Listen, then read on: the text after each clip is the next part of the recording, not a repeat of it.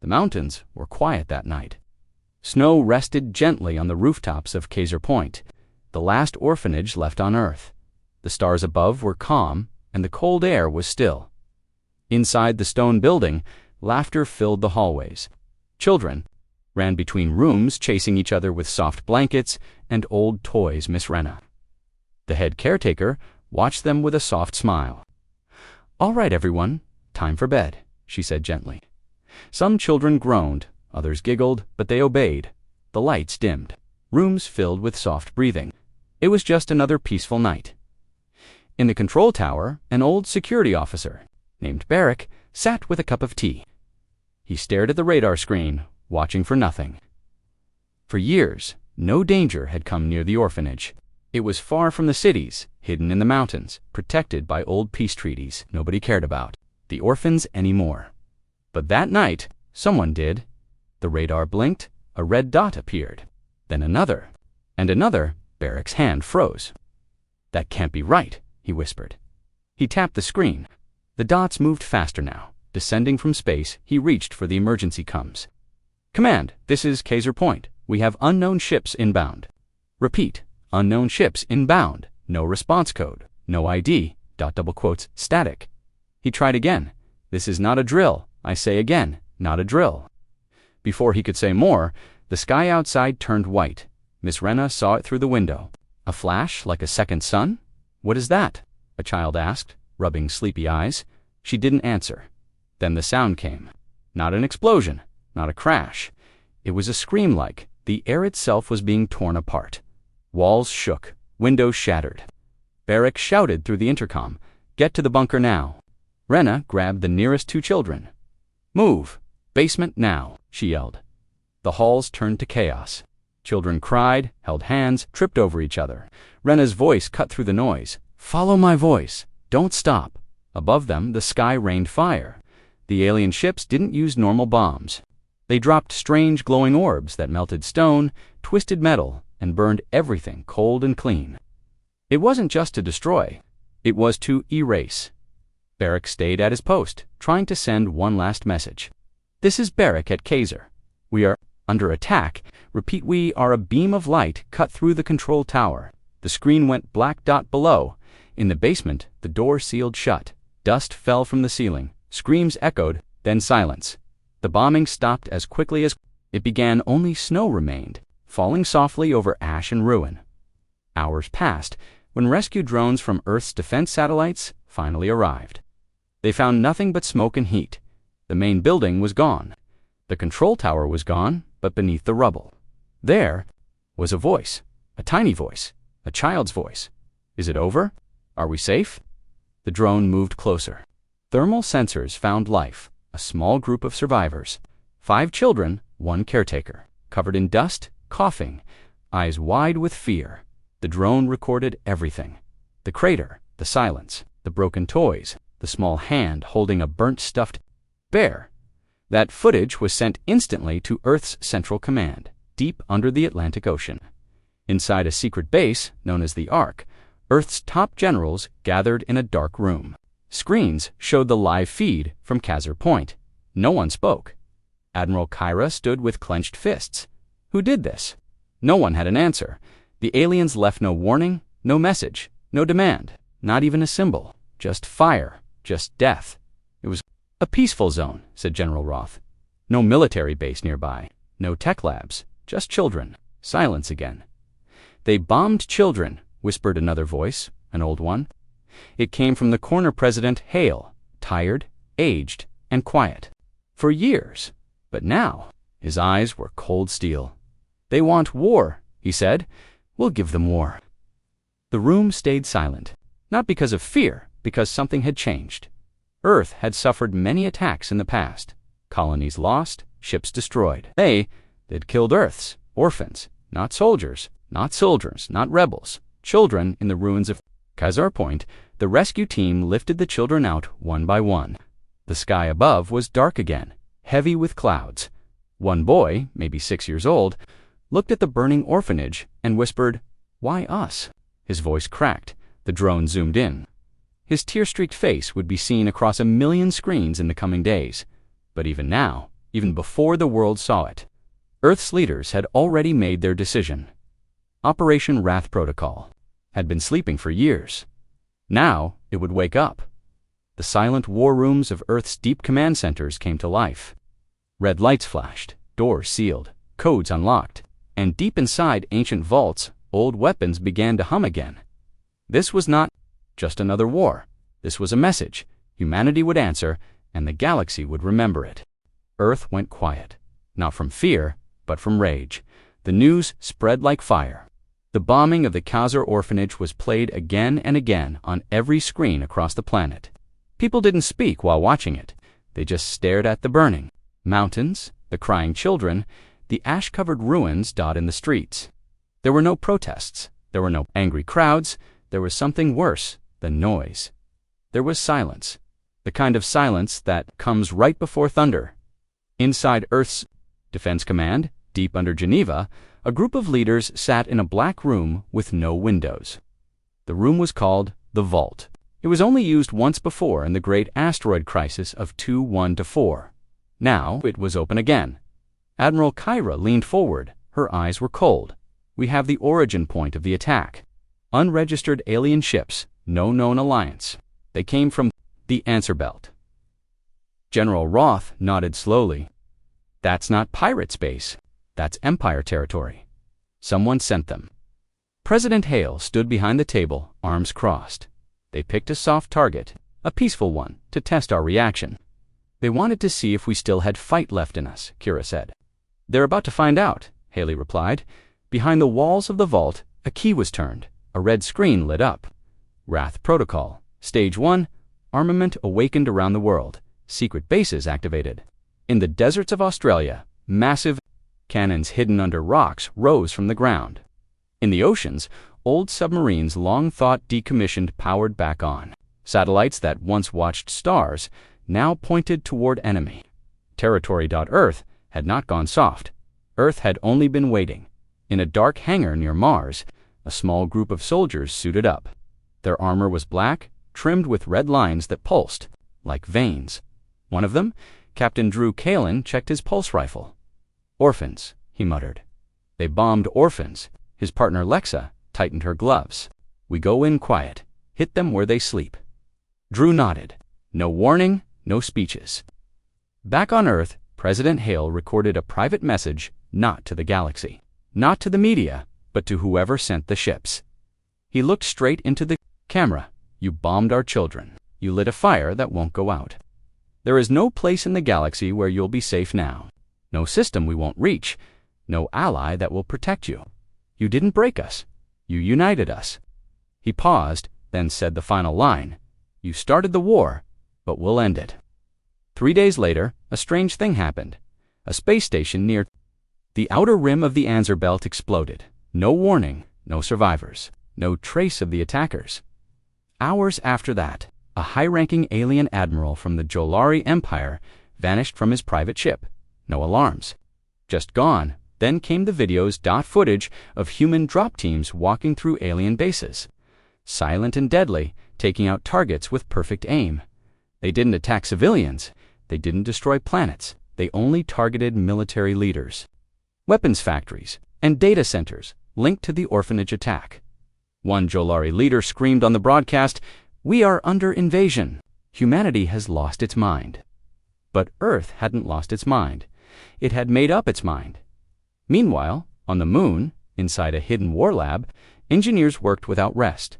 One of them, Dr. Elon Miro, stared at a screen full of code. "Is it ready?" a colonel asked.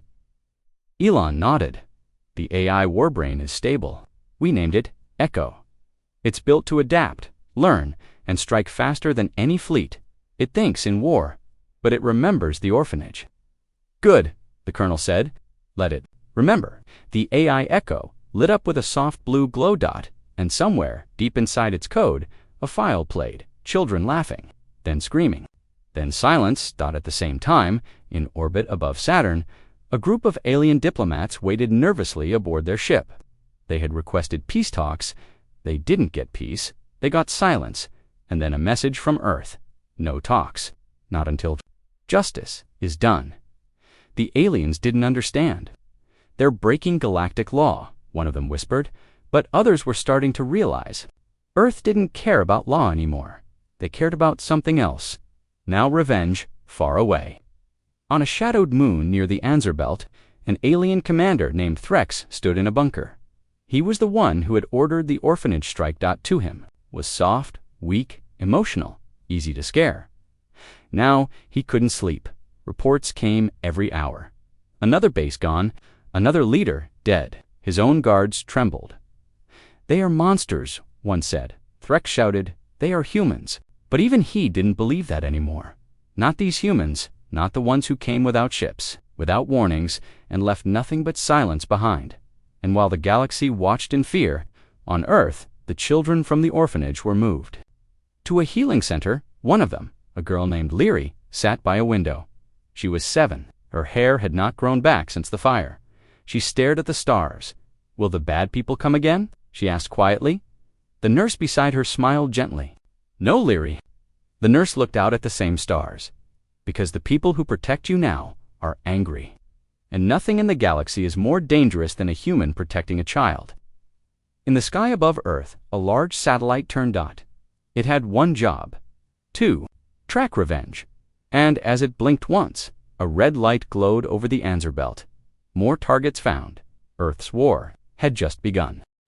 A cold wind moved across the dark side of Jupiter's second moon.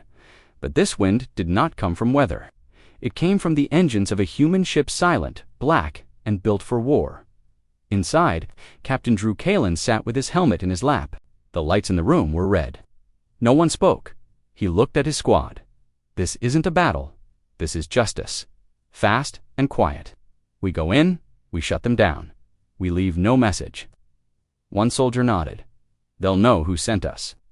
Drew stared. Ahead, that's the message. Their target was not a military base, it was something worse. The cultural core of the alien race known as the Varnock, a floating archive city where they kept their songs, history, and sacred knowledge. They had helped plan the bombing of Kazar Point. Now, their culture would feel what Earth's children had felt, pain and loss. The black human dropship entered orbit. Like a shadow, it passed every scanner. The aliens below had no idea it was coming. At midnight, the humans dropped 12 soldiers. One mission by morning, the cultural core was gone. No bombs, no loud guns, just controlled charges. Data wipes, and a virus that erased every memory system inside the archive. Their language, their poems, their ancestors all lost in silence. The humans didn't leave behind a flag or a threat, just a piece of cloth, burnt on the edge. From a child's blanket found in the ruins of Kazar Point, across the galaxy, panic began. The Varnock screamed for help from their allies, but no one answered. They were afraid, because Earth wasn't doing what was expected. They weren't sending fleets or giant ships. They weren't fighting for land or resources. They were hitting with purpose, precision, and fury on Earth. In the war room below Geneva, President Hale watched the screen as alerts came in. Another alien, fleet destroyed. Another spy drone deep inside enemy space, no losses. General Roth looked at him. We should be proud. Hale did not smile. No, we should be careful. Why, they haven't answered yet. They're planning something. Admiral Kira nodded. That's why we hit first. Meanwhile, on a hidden planet in the zone, Sector, a group of alien leaders gathered. They were part of the alliance that had ordered the orphanage attack. They sat in fear now. This isn't war, one of them said. This is extermination. They're choosing targets like a machine because they're not acting like politicians, another said. They're acting like soldiers, with memories. The room went quiet. Then one spoke, his voice shaking. Do we surrender? No, the leader replied. We strike back harder than before. Back in orbit around Earth, a new weapon came online. It was called Sunlance, a massive energy beam hidden in a satellite field, built in silence, powered by the sun itself. One shot, that's all it took. An entire alien shipyard in the Anzer Belt was vaporized. Over 4,000 ships gone in seconds. No sound, no warning. The footage went viral across every world. A single line ran across the bottom of the video. You bombed our orphans. We burned your sky. On a hidden station near Pluto, a small team of human engineers celebrated. But their leader, Dr. Elon Miro, did not cheer. He stared at the screen where the beam had fired. "Okay, Doctor?" a young officer asked. "No," Elon replied. "I helped build something too powerful. We're using it for justice." "Are we?" Elon whispered, then turned away. Meanwhile, the children from Kaiser Point were kept in a deep mountain facility, heavily guarded. Safe, but not all was calm. One boy named Savi had stopped speaking. He sat alone, drawing dark shapes on paper. One day, a general came to visit. He sat beside the boy. "You were there, right?" Savi said nothing. The general placed a badge in the boy's hand. "This is from a soldier who never forgot what happened to you. We fight now for your future." Savi looked up slowly, then spoke his first words. "In days, make them afraid." The general nodded. "We already have." Far across the stars, on a blood-red planet, a final meeting was held. The alien alliance that had bombed Earth's orphanage now faced collapse. Their members argued. "This war was never supposed to grow. We thought Earth would hide. We were wrong. They don't want peace. They want punishment." "No one," alien leaders said. "They want reminders of every child they lost." The room trembled, because even now, in their strongest fortress, they didn't feel safe. They knew Earth was coming, and there was nowhere to hide. Back on Earth, inside the dark AI core, Echo processed battle data. Thousands of reports, names, places, memories. Then it played one short audio file. A child's voice. "Why us?" Echo paused and then sent 10 new strike suggestions. Each location was chosen for one reason: they were involved in the planning, and they had not yet suffered. The plan was approved in 3 seconds. Echo began preparing the next wave. A new message was sent out to every star system. From Earth's deep space comms, it wasn't a threat. It was a list.10, names.10 targets, 10 targets, 10 warnings. And at the bottom, the message read, "One child lost. 10 empires will learn." The war wasn't just Earth's now. It had become something bigger, a movement across planets. Species began to speak in whispers. Don't touch Earth's young. Don't test their silence. And most of all, don't wake their revenge. The sky over Earth was still, calm, but inside every home, every screen, and every heart, the storm was growing. It had been 1 week since the bombing of the orphanage at Kaiser Point, 7 days since the first human strike, and now the world held its breath, waiting for what would come next. But something unexpected happened. Not an attack, not a battle. A voice, a child's voice. Her name was Leary, the youngest survivor of Kaiser Point. Her skin still carried burn marks. Her eyes were too old for her age, but her voice was strong. She sat in a simple chair in front of a camera, wearing a white hospital gown. No music, no special effects, just her. She looked straight ahead and began to speak. "My name is Leary. I was at the orphanage when the fire came. We were sleeping. Some of us had just played a game with a puzzle. I remember Miss Rena telling us a bedtime story. Then I remember light, then fire, and then I remember nothing. Now I don't have a home. I don't have friends anymore. I only have nightmares. And I don't know why it happened. I don't know why they chose us." She paused, then whispered, "But I know they're sorry now, because the people of Earth heard our cries, and now they are loud." The video lasted 2 minutes. It spread in 2 hours. It reached the stars in 2 days. Every corner of the galaxy heard her voice, and they didn't hear fear. They heard anger. On Earth, people stopped working. Shops closed. Soldiers stood straighter. Parents hugged their children tighter. Leary's voice reminded them all what this war was about. Not power, not land, but memory and justice. The songwriters made a track called Her Voice, Our Flame. They used her speech as lyrics, with soft piano and slow drums. It became Earth's battle song, played before every launch, before every strike. Even the soldiers wept, hearing it, one of them. Captain Drew Kalin listened to it in his helmet before the next drop. "She's why we fight," he whispered. His partner Lexa nodded. "We protect the voices they tried to silence." Far away, on a quiet alien moon, a Varnic child watched the video. He turned to his father. Why did they hurt her? The father had no answer, because there was no answer. only shame inside the Earth Military Council. Admiral Kira stood before the generals. "We have a new list," she said. "The final 10? The targets were not weapons this time. They were the hearts of the enemy.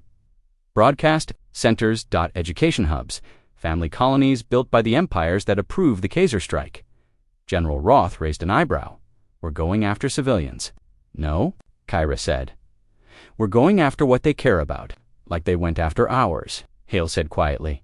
"We will not kill their children, but we will make sure they understand how it feels to lose what they love." The AI Echo processed the targets and added a new line to every mission order. "Play Leary's voice before impact." In the sky, human drones arrived silently. They floated over alien cities, speaking a single message in all languages. "This is not death. This is memory. Remember Kaiser Point. Remember Leary." Then, without bombs or fire, the cities went dark. Every screen, every power system, every signal, total blackout. Humanity didn't destroy them. They erased them from communication, silence, just like the silence they gave Earth. The aliens panicked, without power. Their people screamed. Without media, they had no control. And when their citizens heard the voice of the orphan girl, they turned against their leaders.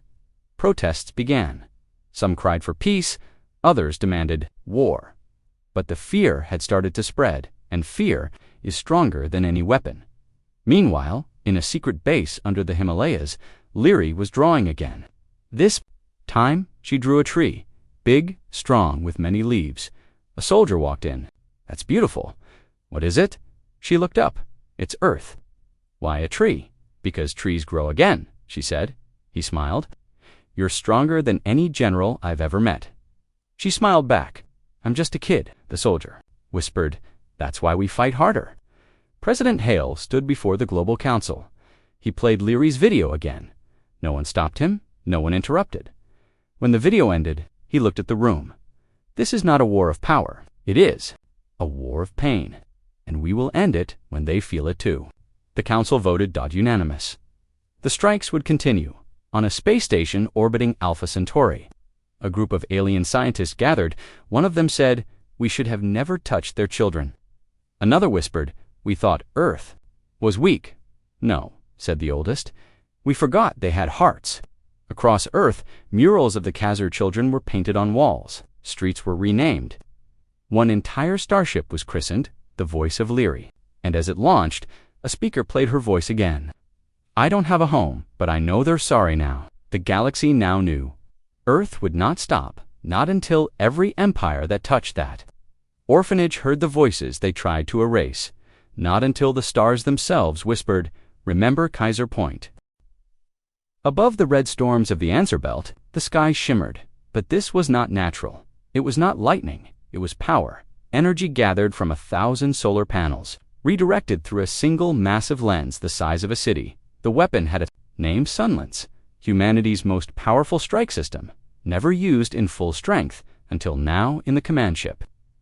Admiral Kyra stood before the glass. Below her, a fleet of enemy ships waited: 47 cruisers, 3 command stations, and 1 fuel-dash world. They were gathering for a counterattack.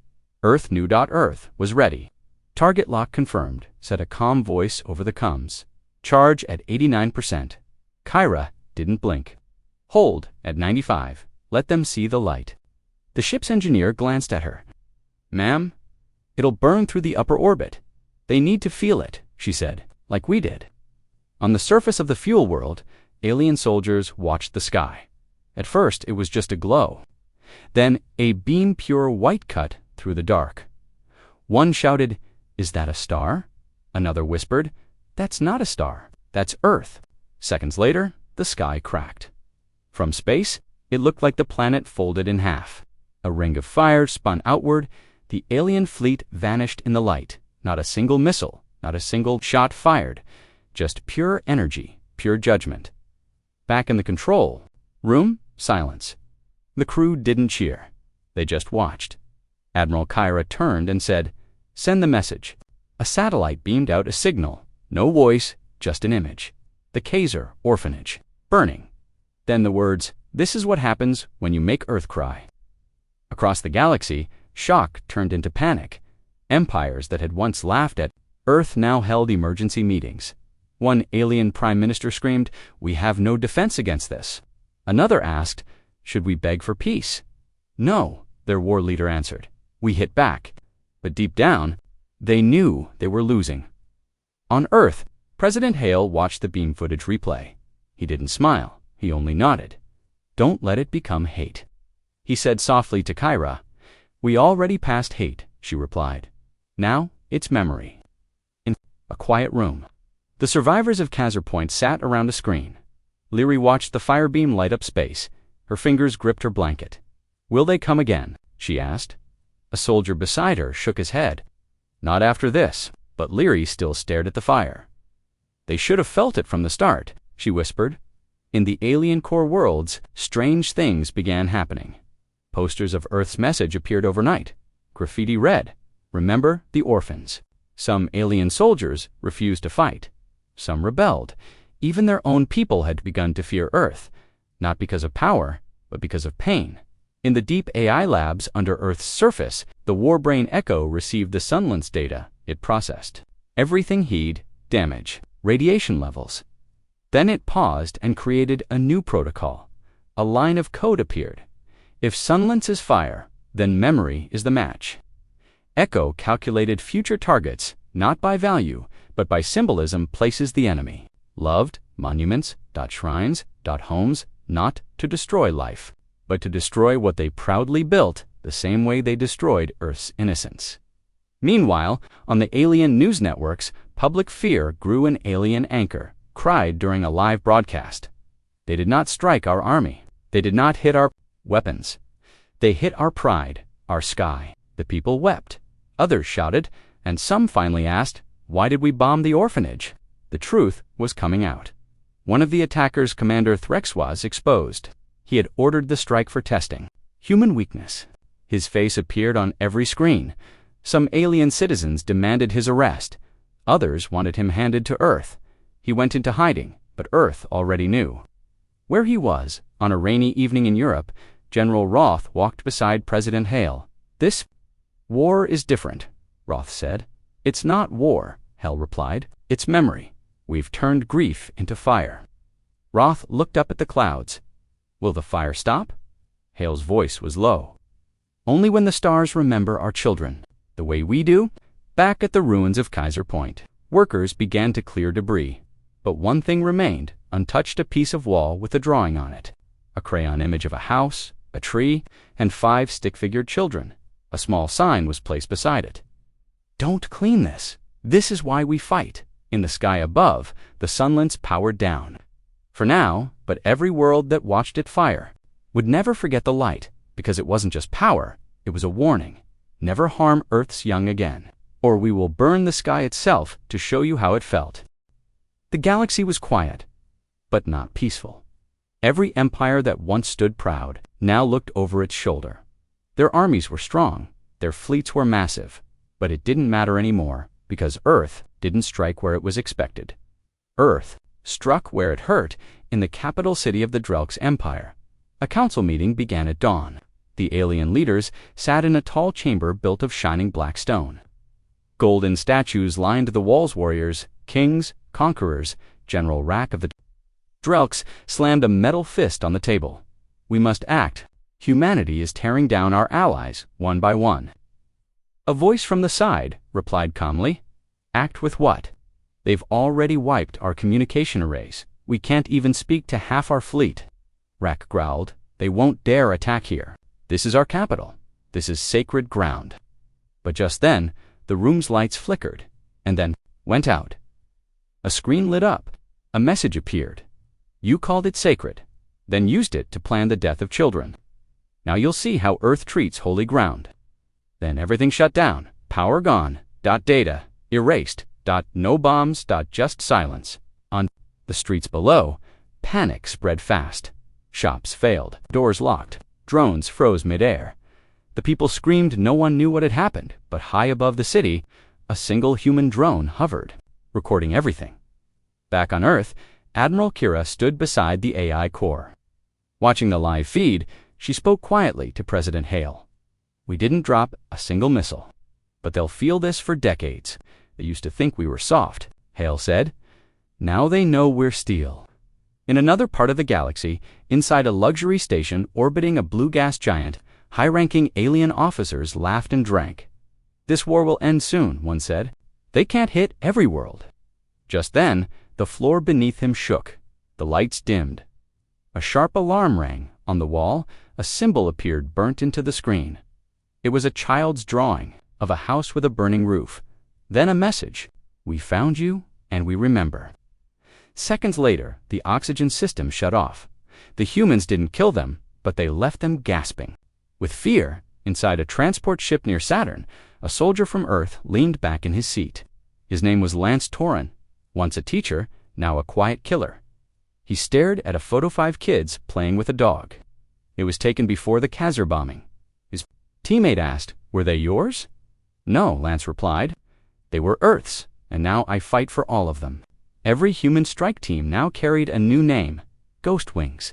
They were not loud. They didn't come in fleets. They appeared, erased and vanished.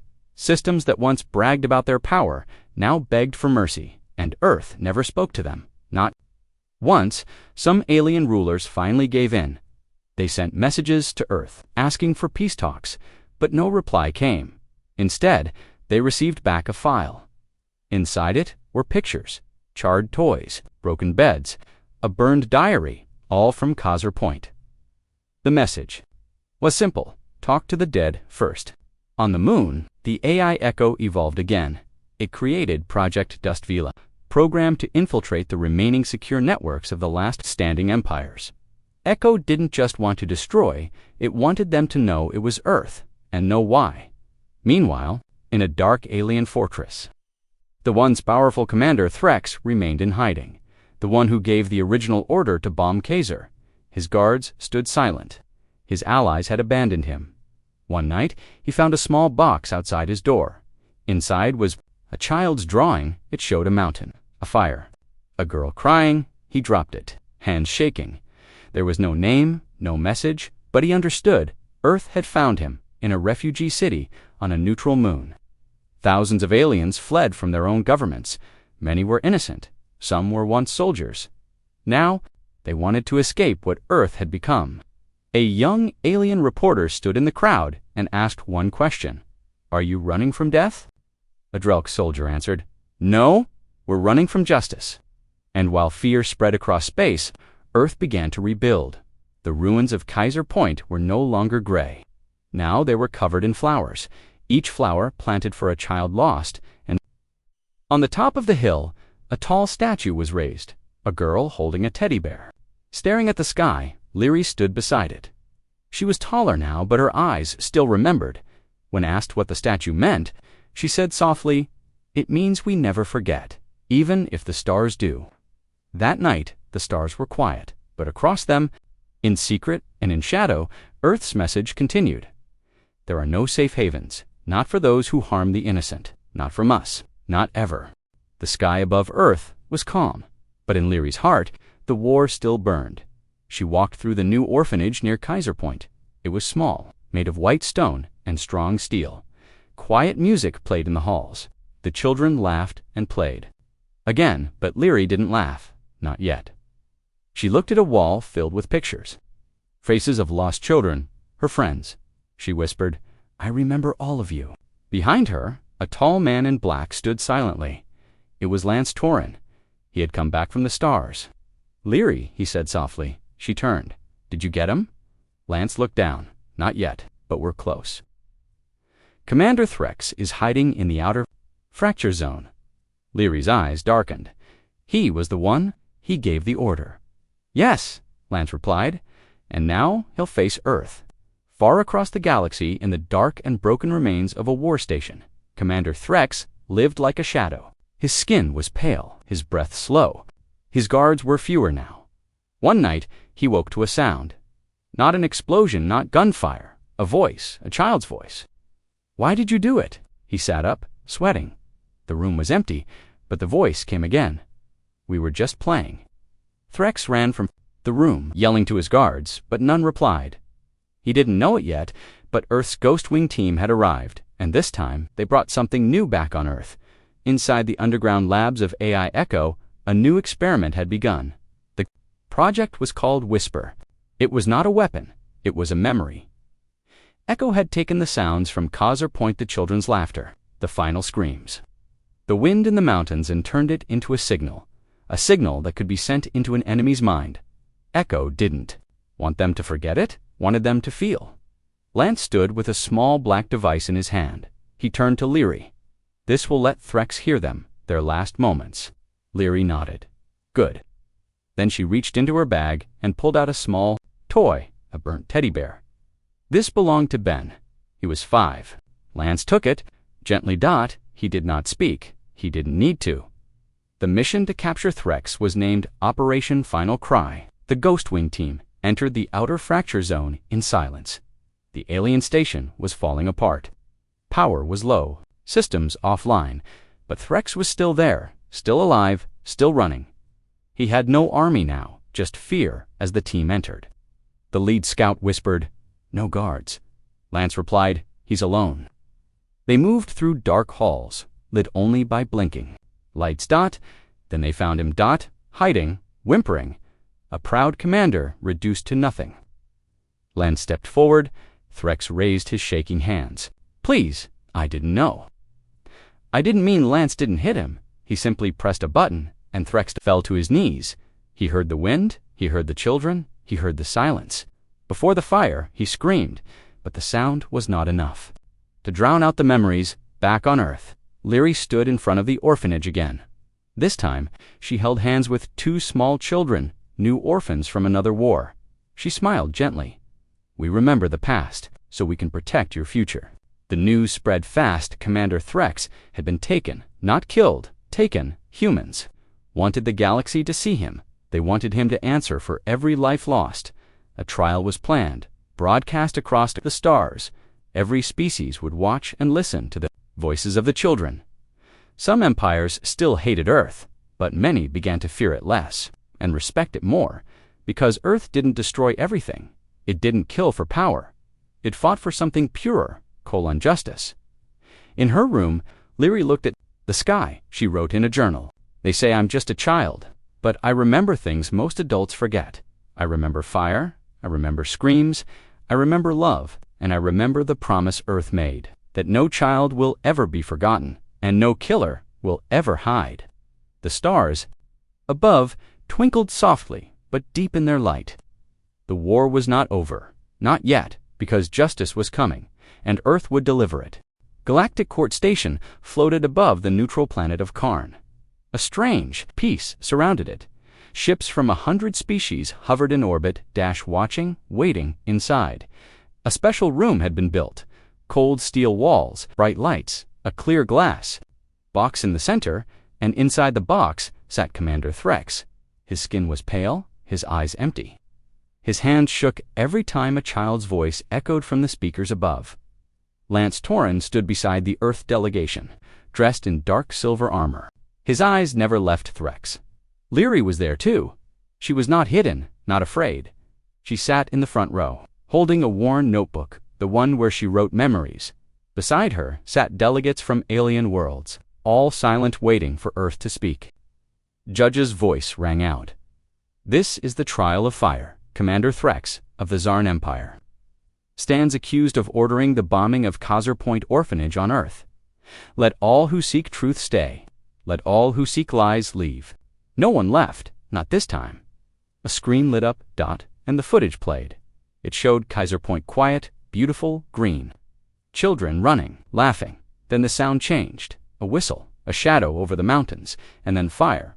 Leary closed her eyes, but she didn't cry. This time, she was stronger. A voice from the Earth side spoke. "You did not strike a military base, Threx. You didn't hit a weapons lab or a command ship. You hit children." "Why?" Threx stuttered. "I thought it was a command station. We had faulty scans." The judge frowned. "Yet records show your fleet commander warned you." Silence. Your exact words were, "Even Earth's cubs must learn fear." The courtroom gasped. Threx closed his eyes. His lie was broken. Lance stepped forward. He held the small teddy bear Leary had given him. This was found in the rubble. He placed it gently on the stand. Then he spoke 4 words, words that hit harder than weapons. She was 5 years old. The galaxy watched Dot from the icy moons of Terek to the burning cities of Graal. Everyone heard the truth.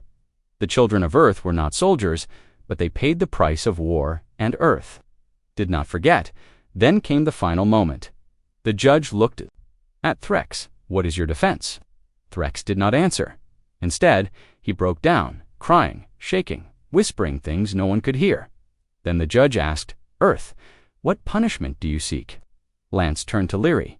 She nodded. Then he said, "Not death." The room fell silent. "No, death is too small for this crime. We want memory." He held up a small black cube. "This will be sent to every empire, every school, every station, a record of what happened, of who died and who ordered it." The judge agreed. "So it shall be done." Threx was not executed. He was locked in, a cryoprison, far from stars. Alone with voices he could never silence, and Earth's message echoed across the galaxy. You can kill a child, but the memory will live forever, and someday it will rise. Back on Earth, at the rebuilt orphanage, Lyri planted a tree. It stood where the fire once burned.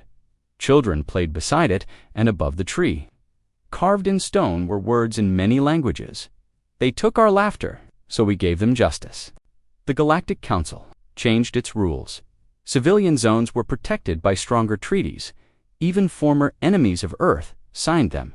No species wanted to be the next one. Remembered for a child's scream in the stars, Earth grew stronger, not just with weapons, but with reputation. Even the darkest empires began to say, "Do not touch Earth's young, unless you wish to face total war." But in the shadows, new whispers began. Some did not like Earth's power. Some hated that one child had changed the galaxy, and in a dark corner of space, a new enemy watched, waited, and smiled, because they were not afraid of Earth's strength. They were afraid of Earth's heart, and they had a plan to break it. 3 months passed since the trial. Peace returned to Earth.org. So everyone thought. But peace is a fragile thing, and in the silence beyond Mars, something stirred. A ship, dark as space itself, drifted near the edge of the Sol system. No lights, no signal, no name, but inside, something old had awakened. Something watching Earth, something watching. General Kale stood in the Earth Defense Command, watching the skies. "We've had no attacks since the trial," a young officer reported. Kale frowned. "That's what worries me." He looked at a blinking dot on the screen. "Run that signature again." The officer zoomed in. The dark ship was gone, vanished. In the orphanage at Kazar Point, Lyri wrote quietly under the new tree. She was not the same child, older now, stronger, but her dreams were darker. She saw fire again, heard screaming, and in the dark of night, she whispered to the stars, "Why are they still watching us?" No one had an answer. Not yet. Far above, on the moon base Tycho 7, Earth's advanced radar picked up something strange. A distress signal. But it was from Earth, old Earth. The message was over 50 years old. "This is colony ship Hopebringer. We are under attack. Coordinates, 93 Zeta. We need help. Children aboard," the message repeated. Then cut out. Everyone froze. Kale stood straight. Hopebringer vanished decades ago, declared lost in deep space. Then who sent this? Number 1 knew, but the coordinates led to a dead Zunan, empty sector, avoided by most ships. Still, there were children, even if it was bait. Earth could not ignore it. A rescue team was sent. Led by Lance Torin, Lyri begged to go. "This might be connected to what happened," she said. Kale looked into her eyes. She was no longer just a survivor. She was a symbol dot, and symbols had power. "Suit up," he said. "You're going." The ship Valor Rising jumped into deep space.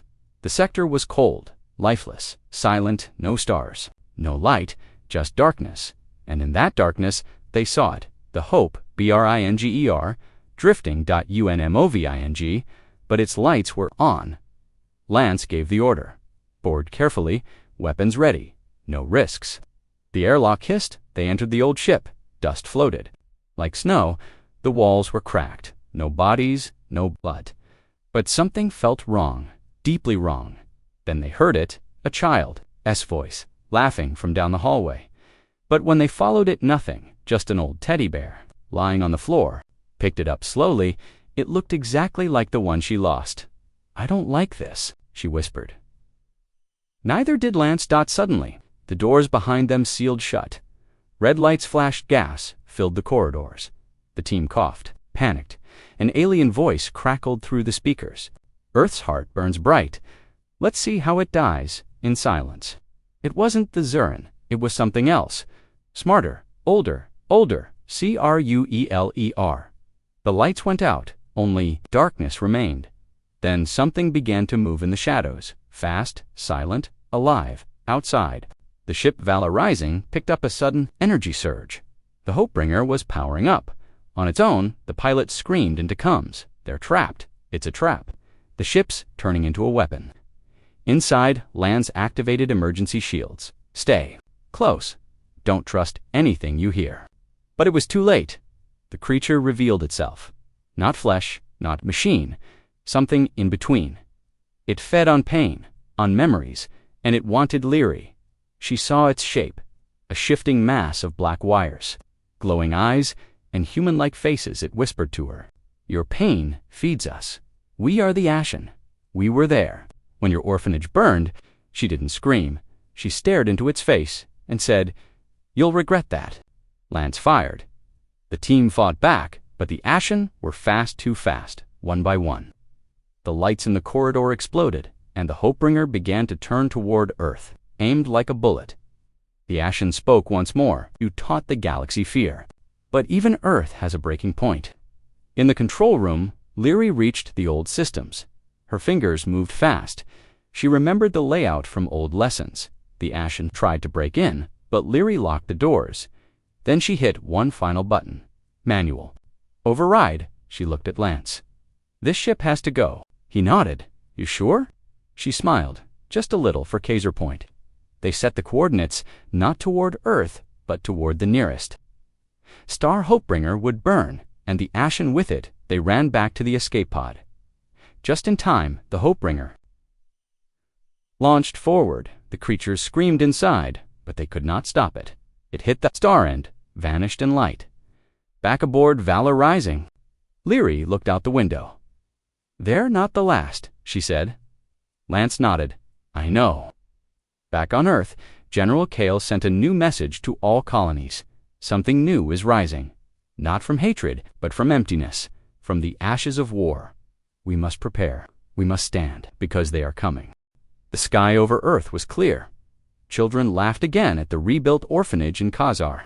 Point. Trees grew where ashes once lay. But peace had changed its shape. It wasn't silence. Anymore, it was preparation. It was armor over the heart. Because now, humanity knew there was more out there than the Zarn, more than war, more than hatred. There were things that fed on it. In Earth's orbit, the defense fleet moved like a wall of metal giants. Satellites blinked red. Scanners ran endlessly. LIRI stood at the heart of the orbital command station. Older now, no longer just the girl who survived. She was part of command, an advisor, and sometimes she still whispered to the stars. But this time, she whispered not in fear, but in warning. "We're ready now." A signal came in, encrypted, unknown origin. It repeated two words, over and over. "You remember." That was all. Kale stared at it. With a clenched jaw, Lance listened in silence. Leary felt it in her bones. "They're testing us," she said. "They want to see if we'll flinch." And then the stars blinked. A fleet appeared. Not the Zarn, not the Ashen. Something new. Sleek ships, quiet. Silver-black. No weapons seen. But the tension was like lightning. General Kale raised his voice in the command room. "Open a channel." They did. A face appeared. It looked almost human, but not quite. Too smooth, taut to perfect. Eyes like glass. Voice cold as ice. "You have proven capable." The galaxy watched. Now Earth must choose, kneel or burn. Silence. Kale didn't blink. Neither did Leary. Then, slowly, Leary walked forward. She spoke, not as a soldier, not as a survivor, but as a child of Earth. Her voice was soft, but clear. We already burned, and we rose from our ashes. We don't kneel, we teach. She tapped a button behind her. Earth's battlefleet powered-up weapons came online, shields activated. And from the far side of the moon, new ships uncloaked Earth's secret fleet, 10 times stronger than before. Leary looked straight into the alien's eyes. We were orphans. You gave us war. Now we give you a choice. Leave, or learn what rage built in silence. The alien didn't answer, just stared. Then the screen went black. For a full minute, no one moved. Then, one by one, the enemy ships turned and left. No attack, no war, just silence. But silence was a victory. Later, Cale stood with Leary at the edge of Earth's sky garden. He said nothing. She said quietly, "They'll be back." Cale nodded. "And next time, we won't hold back." Across the stars, whispers of Earth spread again. Not just of war, not just of revenge, but of something. Deeper. Something the galaxy feared humanity's memory it never forgot. Not the orphanage, not the pain, not the fire. In the mountains, they didn't seek power. They didn't want glory. But when the innocent burned, Earth became the storm. The end.